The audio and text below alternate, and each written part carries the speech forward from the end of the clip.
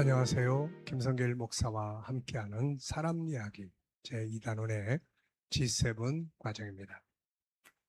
전 시간에 이어서 이제 18-4회가 되겠습니다.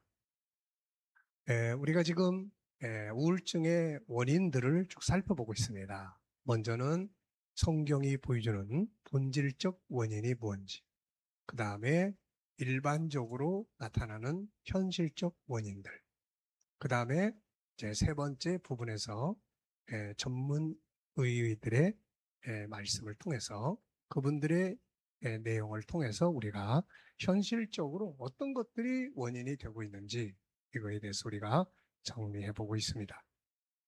이번에는 노구치 다카시, 우울증인 사람이 더 강해질 수 있다의 저자죠. 이분은 이 PC 전문지 편집장을 지냈고 현재는 의식 구조와 사회 구조를 알려주는 프레임 애널리스트 방송과 강연 활동을 하고 있다고 합니다. 자, 이분이 소개한 내용들을 원인을 보면은 현실적 원인들이에요. 자, 우선 직장에서 우울증은 절망과 고독이 원인입니다. 상실감에서 오는 절망감과 잃어버릴지도 모른다는 불안감에서 오는 거죠. 직장에서 스트레스가 쌓일 때 쫓기는 일상이 언제까지 이어질지 전혀 가늠할 수 없습니다.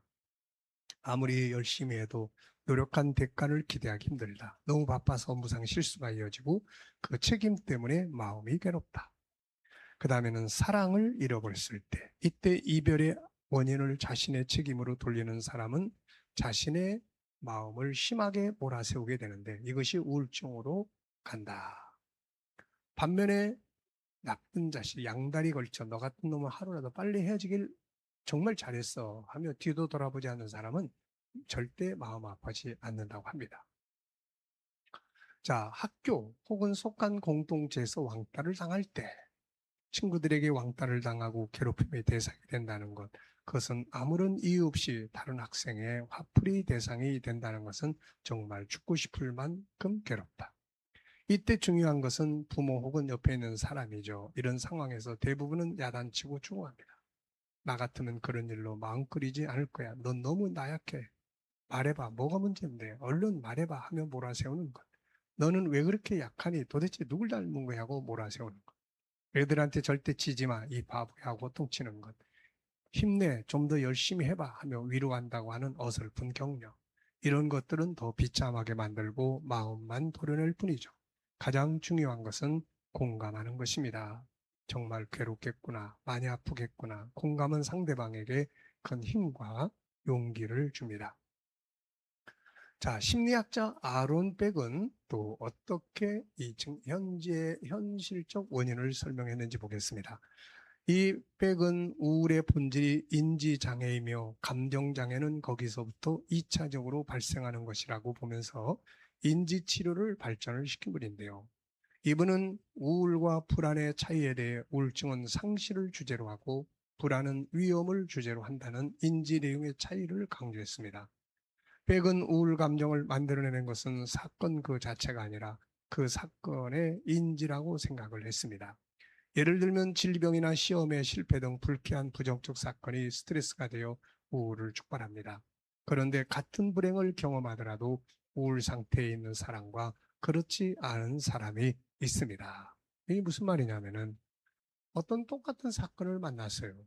그런데 한 사람은 그것을 부정적으로 해석을 합니다. 이 인지의 차이예요. 또 한 사람은 그걸 긍정적으로 해석을 합니다. 같은 사건인데 인지의 차이가 서로 다른 거예요. 그리고 인지의 차이가 결국은 결과의 차이를 만들게 됩니다. 요셉이 노예로 팔려갔습니다. 자, 요셉은 어떻게 해석을 합니까?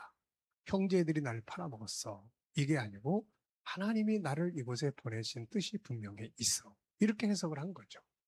그러고 보니까 만약에 형제들에 대한 분노에 대한 생각을 그쪽으로 해석을 했다면, 그쪽으로 해석을 했다면은, 이 요셉은 아마 그 상황을 견뎌내기 굉장히 힘들었을 겁니다. 그런데 요셉은 그 상황을 하나님의 관점에서 해석을 한 거죠.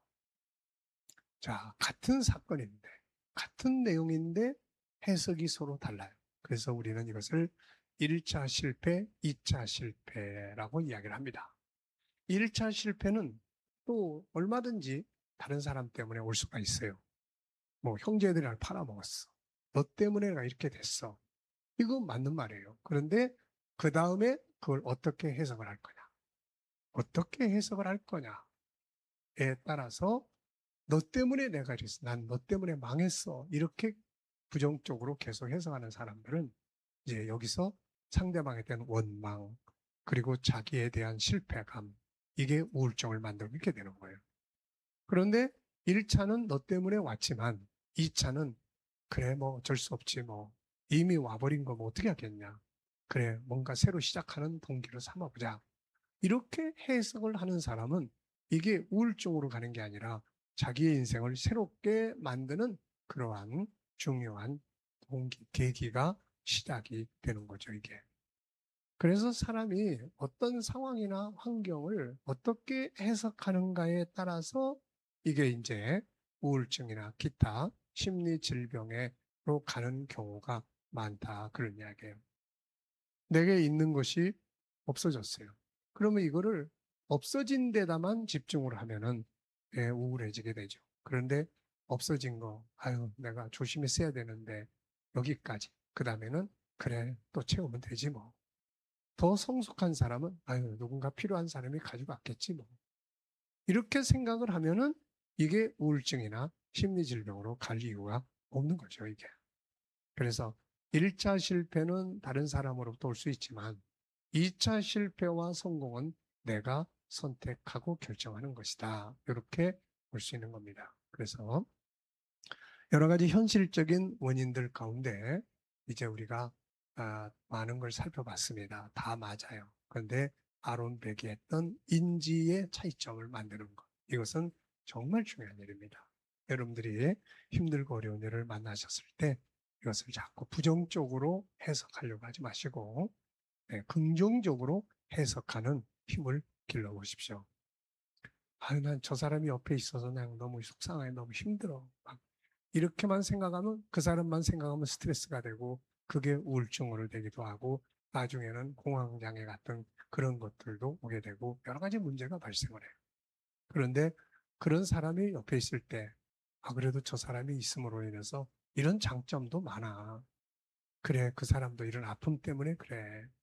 에이, 그래. 내가 저런 사람을 위해서 내가 해줄 수 있는 게 뭐가 있지. 그래서 내가 또 도와줄 수 있는 일이 있을 거야. 이렇게 긍정적으로 해석을 하면은 그게 스트레스가 아니라 뭔가 성취감을 이룰 수 있는 동기가 되게 됩니다. 자, 우리가 이제 여러 가지 그런 원인들에 대해서 쭉 살펴봤습니다. 꼭 잘 참고하셔서 어떤 상황들이 내게 있다 하더라도 이것이 내가 힘들어하는 내 삶을 망가뜨리는 그런 심리질병으로 가지 않고 새로운 삶을 만들고 나를 개발하고 발전시키는 동기로 만들어 가볼 수 있기 바랍니다. 자, 이 시간 여기까지 하고 마치겠습니다. 감사합니다.